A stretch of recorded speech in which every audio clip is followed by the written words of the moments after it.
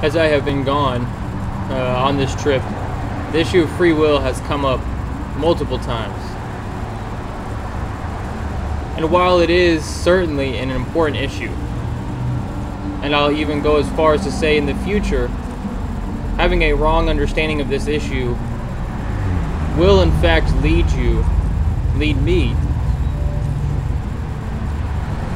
to both conflict that is unnecessary as well as a possible wrong path.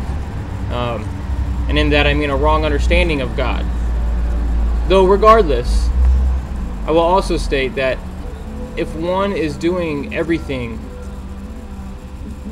with the willful intent of Christ, if he is walking in prayer with Christ, I have a hard time understanding how such an issue would really have a lasting sinful effect on his life if, like I said, everything he is doing through prayer and through an intentful search for knowledge, search for Christ, search for Christ's will on his life. And so therefore, this is the conclusion I've come to and regarding my certain situation.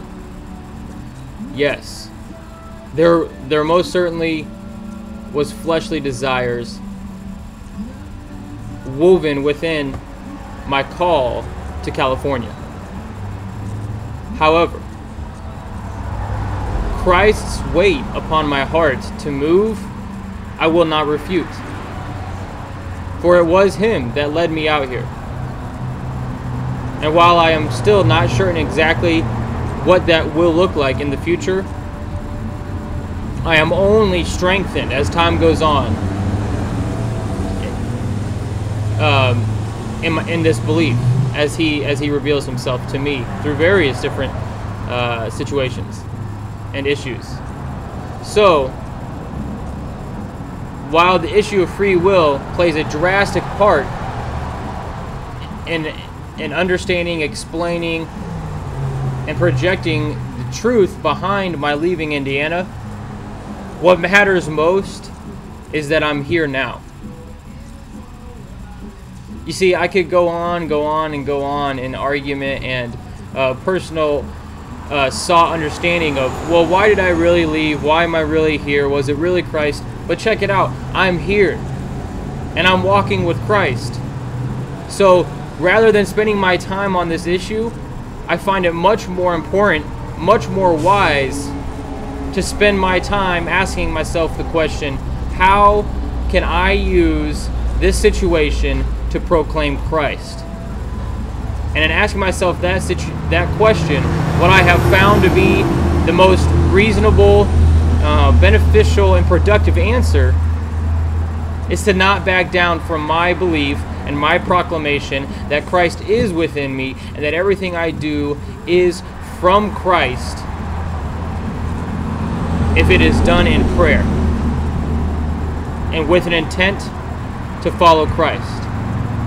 Now, for anyone who enjoys conflict, enjoys question, enjoys what's the word I'm looking for? Enjoys argument, I will state that, of course, there's going to be times where even if we're praying, our prayers, our will, our intent is masked sin.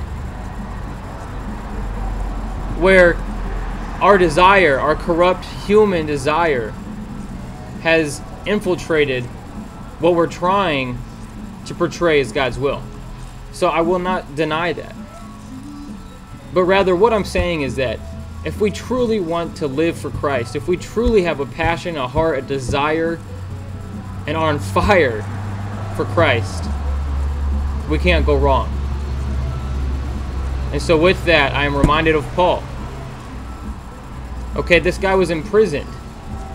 And not only did he love Christ through this, not only did he in light of his, or not only did he, despite his misery physically, proclaim Christ's name, he took the time to do so through thanksgiving, prayer, and teaching. to others. I mean, this guy, despite what many people would call being in a miserable situation, did nothing but love other people through his love for Christ and strengthen them, and his thanksgiving towards them, as well as his prayer and caution that they remain firm in Christ. And so in that way, I find myself not only like Paul, but possibly more importantly, as the recipients to his letters, as, and most notably right now, the Philippians. Because, man,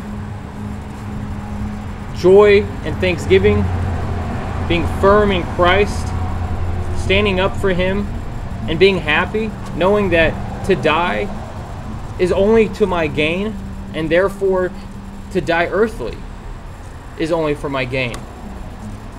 To be refuted, to be spoken against in Christ's name, all these things, these are all good, these are all growths.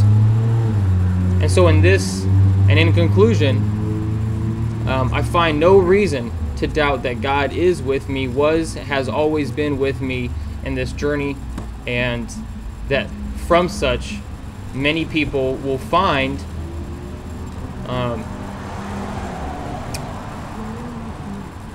motivation in Christ. And so thank you. And it is my intentful prayer that through my journey, through my proclamation, through my testimony, people may come to and find a deeper love for Christ. Thank you.